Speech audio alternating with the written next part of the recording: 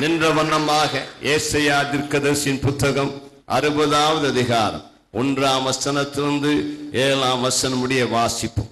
கர்த்தர் உங்களுக்கு ஒரு நல்ல அருமையான பாஸ்டர் தந்திருக்கிறார். பாஸ்டர் இன்பராஜ் கூட்ட ஆரம்பிக்கும் முன்னாடியே சொன்னார், பாஸ்டர் வெயில் காலம் ரொம்ப நேரம் உட்கார வச்சிடாதீங்க, எல்லாம் சீக்கிரமா சாப்பிட்டுட்டு வீட்டுக்கு போகணும், அப்படி குறித்த நேரத்தில் முடிச்சு அனுப்பிடுங்க என்று சொல்லியிருக்கிறார்.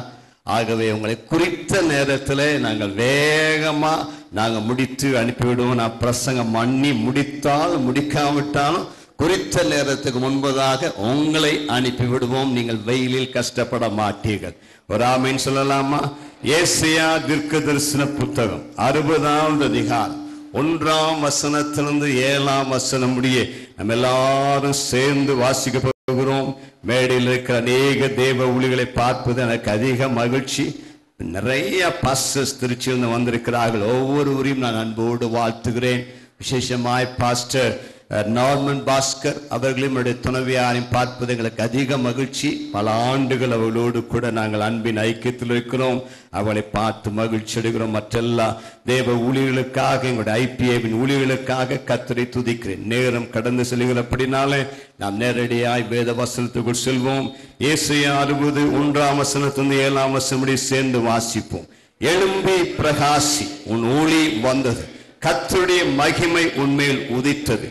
இதோ இருள் பூமியையும் காரிருள் ஜனங்களையும் மூடும், ஆனாலும் உன்மேல் கர்த்தர் உதிப்பார், அவருடைய மகிமை உன்மேல் காணப்படும். உன் வெளிச்சத்திடத்திற்கு ஜாதிகளும் உதிக்கிற உன் ஒளியினிடத்திற்கு ராஜாக்களும் நடந்து வருவார்கள்.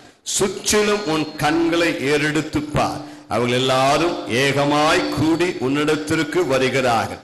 உன் குமாரர் தூரத்திலிருந்து வந்து உன் குமாரத்திகள் உன் பக்கத்தில் வளர்க்கப்படுவார்கள். அப்பொழுது நீ அதை கண்டு ஓடி வருவாய். உன் இருதயம் அதிசயப்பட்டு பூரிக்கும். கடற்கரையின் திரளான கூட்டம் உன் வசமாக திரும்பும். ஜாதிகளின் பலத்த சேனை உன்னிடத்துக்கு வரும்.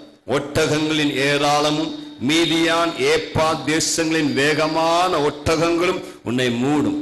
சேபாவில் உள்ளவர்கள் யாவரும் பொன்னையும் தூப வர்க்கத்தையும் கொண்டு வந்து கர்த்தரின் துதிகளை பிரசித்தப்படுத்துவார்கள். கேதாரின் ஆடுகள் எல்லாம் உன்னிடத்தில் கொண்டு சேர்க்கப்படும். நெபயாத்தின் கடாக்கள் உன்னை சேவித்து அங்கீகரிக்கப்பட்டதாய் என் பலிபீடத்தின் மேல் ஏறும். என் மகிமையின் ஆலயத்தை மகிமைப்படுத்துவேன். ஆமென் என்று சொல்லலாமா? அப்படியே கரங்களை உயர்த்தி சில நிமிடங்கள் நன்றாக ஆண்டவரை ஸ்தோத்திரிக்க போகிறோம். ஆலயத்தை நாம் பிரதிஷ்டை செய்ய போகிறோம். கர்த்தருடைய மகிமை ஆலயத்தை நிரப்ப வேண்டும். கர்த்தருடைய பிரசனம் ஆலயத்தை நிரப்ப வேண்டும். நம்மை மறந்து விடுவோம். நல்ல 2 கரங்களை உயர்த்தி சில நிமிடங்கள் நல்ல ஆவியிலே நிறைந்து, ஆண்டவரே இந்த மகிமையின் ஆலயத்தை மகிமைப்படுத்துவீராக. இந்த மகிமையான பிரசனம் ஆலயத்திலே நிறைவாய் இறங்கி வருவதாக. உம்மை ஆராதிக்கிறோம், உம்மை தொழுது ஸ்தோத்திரிக்கிறோம். We welcome your presence. நல்ல ஆவியிலே நிறைந்து அந்நிய பாஷைகளிலே ஷக்கரா பாபா பாபா லாமா கபாலாமா ரித்தாபாலாமா ஷக்கலாபாலியா தேவ பிள்ளைகள் ஆலயத்தில் எழுந்து நின்று கர்த்தரை ஏக மனதாய் ஒரே ஆவியோடு கர்த்தரை துதிக்கும் பொழுது அவருடைய பிரசனம் இறங்கி வருகிறது, அவருடைய மகிமை இறங்கி வருகிறது. தேவ ஜனங்கள் அவரை துதிக்க துதிக்க கர்த்தர் தம்முடைய ஆலயத்தின் நடுவில் எழுந்தருளுகிறார். அவருடைய பாத ஸ்தலங்கள் உலாவுகிறது.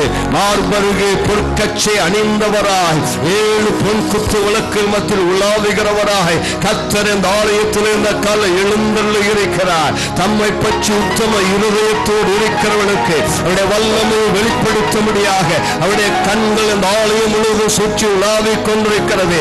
கர்த்தரை துதிக்கும் பொழுது அவருடைய பிரசனத்தினால் இந்த ஆலயத்தை நிரப்புவார், அவருடைய மகிமையினால் இந்த ஆலயத்தை நிரப்புவார். துதி மகனே, துதி மகளே, வாய்களை திறந்து துதிங்க துதிங்க துதிங்க. இந்த ஆலயத்தை மகிமையால் நிரப்ப நிரப்ப உனக்குள்ளே மகிமை இறங்கி வரும், உனக்குள்ளே பிரசனம் இறங்கி வரும். ஆலயத்தில் இருக்கிற ஒவ்வொரு பேரும் அவருடைய ஷெக்கைனா மகிமை இறங்கி வரும்.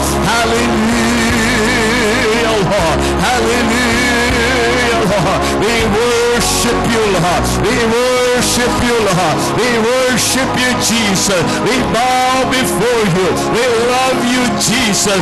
King of kings, Lord of lords. mighty God, mighty God. Oh Rabba Kabarunduna Makabalaba Ikoporo Shikala Badiantana Vitolo Bonama Shikalabana Vitolo Robotolaba Rakatanama Mahima Mahima Mahima Mahima Seneglin Kata Seneglin Kata Seneglin Kata Erangi Varuvadakaga Nandri Vide Prasanam Erangi Varuvadakaga Nandri Oh Rika Baba Baba Baba Nirupanga Nirupanga Nirupanga Nirupanga Nirupanga Nirupanga நாளைய முழுவதும் மகிமையினால் நிரப்புங்க நாளைய முழுவதும் பிரசன்னத்தால் நிரப்புங்க Jesus Jesus சொல்லுங்க இயேசுவின் நாமத்தை சொல்லுங்க இயேசுன்னு சொல்லுங்க இயேசுன்னு சொல்லுங்க இயேசு என்று சொல்ல சொல்ல இயேசுவின் நாமத்தை உயர்த்த உயர்த்த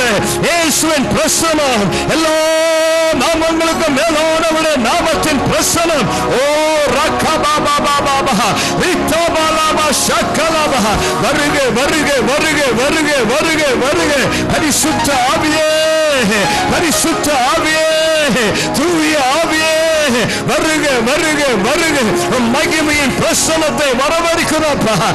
ஆண்டவர் இந்த காலையிலே இந்த ஆலயத்தில் எழுந்தருளுவீராக உம்முடைய பிரசன்னத்தினால் இந்த ஆலயத்தை நிரப்புவீராக உம்முடைய மகிமை இந்த ஆலயம் முழுவதும் மூடுவதாக தேவ தூதர்கள் இந்த ஆலயத்தில் இறங்கி உலாவுவார்களாக சிலுவையின் ரத்தம் இந்த ஆலயத்தில் தெளிக்கப்படுவதாக இந்த நாள் முதல் கொண்டு இந்த ஆலயத்தில் ஏறெடுக்கப்படுகிற எல்லா விண்ணப்பங்களுக்கும் உம்முடைய செவிகள் திறந்திருப்பதாக உம்முடைய கண்கள் அந்த ஆலயத்தில் வந்து முழங்கால் படியிருக்கிற ஒவ்வொரு நோக்கி பார்ப்பதாக ஆலயத்தில் ஏறெடுக்கப்படுகிற துதி ஆராதனை அங்கீகரிப்பீராக ஆலயத்தில் உம்முடைய ஜனங்கள் கேட்கிற ஒவ்வொரு விண்ணப்பங்களுக்கும் பதிலை தருவீராக என்னிடம் ஒரு பெத்தேலாய் பெனியேலாய் கில்காலாய் தேவனுடைய மகிமை விளங்குகிற ஸ்தானமாய் இருப்பதாக இடத்தில் திரளான அற்புதங்கள் நடப்பதாக மேல் வீட்டறையில் இறங்கி வந்த பரிசுத்த ஆவியானவர் இந்த மேல் வீட்டறையிலே பலமாய் இறங்கி வந்து வல்லமையான கிரியை நடப்பிப்பீராக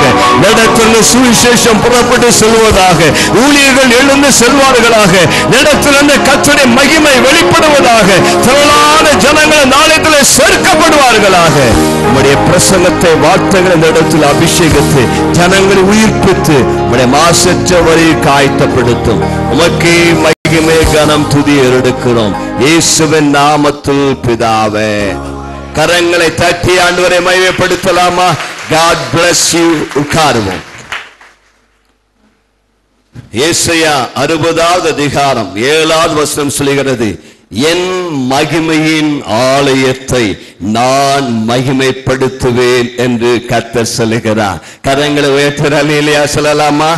இந்த திருச்சபைக்கு தேவன் தருகிற வார்த்தை இந்த வார்த்தை தான், என் மகிமையின் ஆலயத்தை நான் மகிமைப்படுத்துவேன். இந்த ஆலயம் கர்த்தர் அவருடைய மகிமைக்காக தெரிந்து கொண்ட அவருடைய வாசஸ்தலம், அவருடைய பரிசுத்த ஸ்தலம்.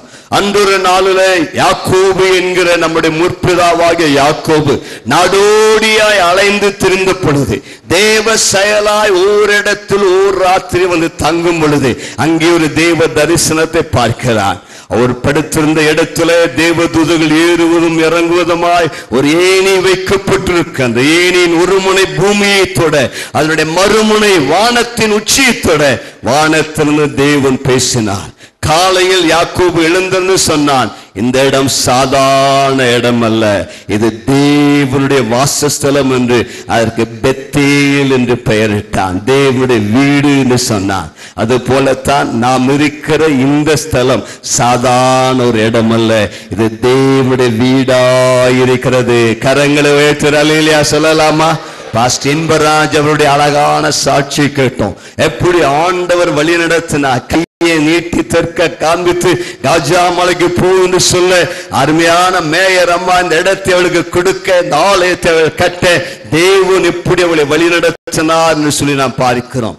வானம் எனக்கு சிங்காசனம், பூமி எனக்கு பாதப்படி சொன்ன ஆண்டவர் மனிதனுடைய உள்ளங்களில் அவர் தங்கியிருந்தாலும் அன்றாலும் அவரை கூடி ஆராதிக்க, அவரை தொழுது கொள்ள ஒரு ஸ்தலத்தை நாம் அவருக்காக ஆயத்தப்படுத்துகிறோம். இந்த ஸ்தலத்திலே அவர் எழுந்தருளி அவர் வாசமாயிருந்து தம்முடைய ஜனத்தை தம்முடைய மகிமையினால் ஆசீர்வதிப்பார். இந்த ஸ்தலத்தில் ஏறெடுக்கப்படுகிற எல்லா விண்ணப்பங்களுக்கும் அவருடைய செவிகள் திறந்திருக்கும், அவருடைய கண்கள் திறந்திருக்கும். அவர் அந்த ஜெபத்தை கேட்டு பதில்களை தருவார், அற்புதங்களை செய்வார். கர்த்தருக்கு மகிமை உண்டாவதாக.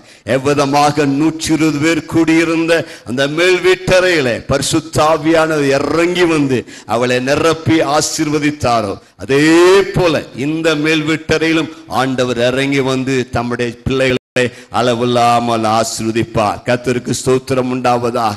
இன்றைக்கு காலையில ஏசாயா 60வது அதிகாரத்திலிருந்து இந்த திருச்சபைக்கு 5 வாக்குத்தத்தங்களை நான் ஞாபகப்படுத்தும்படியாய் விரும்புகிறேன். உங்களுக்காக நான் செபித்த பொழுது இந்த வார்த்தைகளை உங்களுக்கு தர ஆண்டவர் எனக்கு ஞாபகப்படுத்தினார்.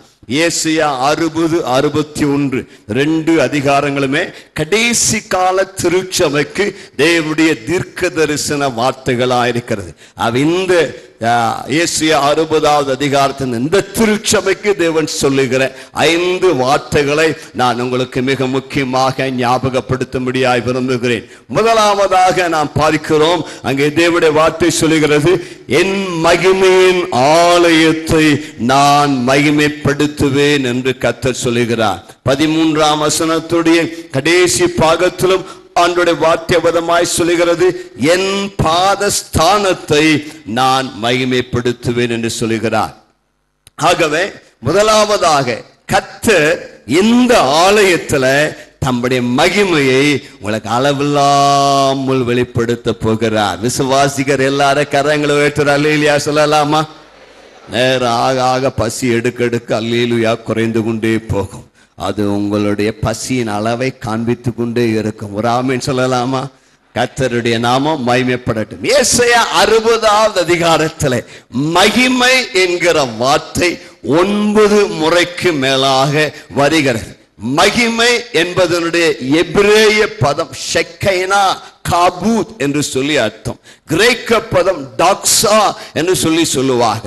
ஆகவே இந்த வார்த்தைகளுடைய அர்த்தம், இன்றைக்கு அருமையான மகன் கிங்ஸ்லி அவருடைய குழந்தைக்கு அவர்கள் அவ்விதமாக ஜியோனா என்று பெயரிட்டார்கள். ஜியோனா என்றால் என்ன அர்த்தம் என்று கேட்டேன். அது மகிமையின் பிள்ளை என்று சொல்லி அவர்கள் அவதமாய் சொன்னார், மகிமையின் ஆசீர்வாதம். ஆகவே இன்றைக்கு பெயர் கூட ஒரு தீர்க்கதரிசன பெயராக அவர் இந்த குழந்தைக்கு வைத்திருக்கார். பாஸ்டர் கிங்ஸ்லி அவர் குழந்தையை பிரதிஷ்டை பண்றதுக்கு முன்னாடியே மேடையிலேயே எல்லாருக்கும் சொல்லிட்டாரு, பாஸ்டர் என்னுடைய ஆவிக்குரிய தகப்பன் பைபிள் காலேஜில் இருந்த பொழுது நான் எவ்வளவோ சேட்டைகளை பண்ணினேன், அது எனக்கும் பிரின்சிபாலுக்கு மாத்திரம்தான் தெரியும், வேற யாருக்கும் தெரியாதுன்னு சொல்லிட்டாரு.